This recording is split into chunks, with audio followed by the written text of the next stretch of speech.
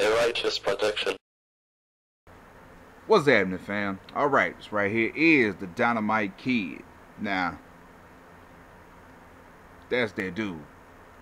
You want to take every aspect of a great wrestler and put him into one person, you look no further than this man.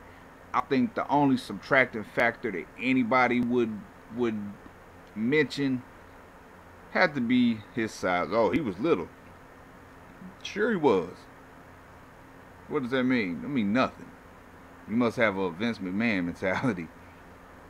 If you look at most true, real wrestling fans that really, respect and love the sport, look at their top 10 of greatest professional wrestlers. I guarantee you 40 to 50% are going to be dudes that was under 6'3".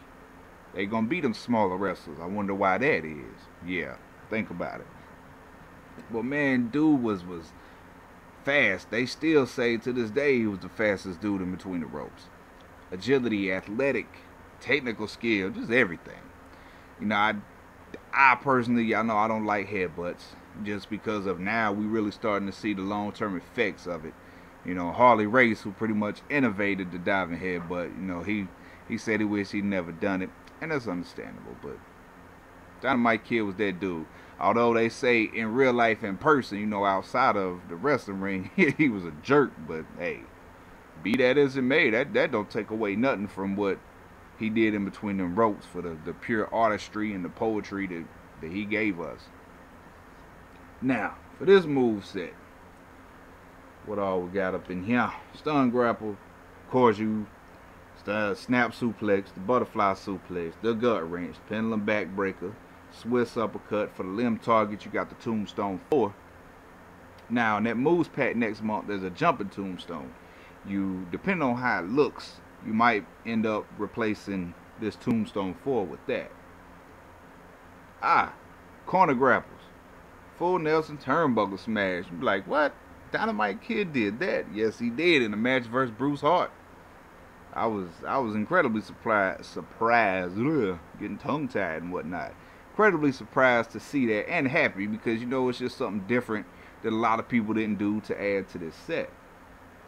What else we got? Signatures and finishers. Sigs, you got that cradle tombstone or gotch style tombstone, if you will. I'll show you how to make that. And the Ramiro special. Now I use that not only because yes, he used it and he didn't use it a lot. He used it on certain occasions, but also to open up the moveset a little bit. You don't like it? Change it.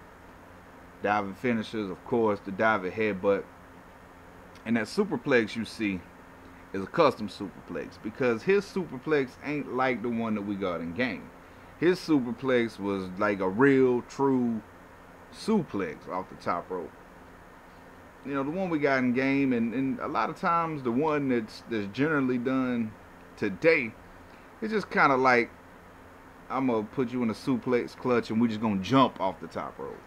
Nah, his was like a straight up and down suplex off that top rope, which is, why I had to make that, not to mention he innovated it, so I wanted it to be as close to what he really did as possible. Now, in creating it, you could change out the takeoff, or you could change, no, you can't change out, yeah, you can change out the landing. That would be up to you.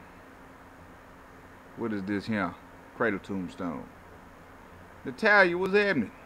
It's a buxom winch. Yeah, 3 parts, nothing to that. And you could use this as a finisher if you wanted to. I use it as a sig because a lot of times he set up the headbutt with it. So that'd be up to you. And here's that superplex. Like I said, you could change out maybe the takeoff and the landing, but for me, for most part, this is it. I like it.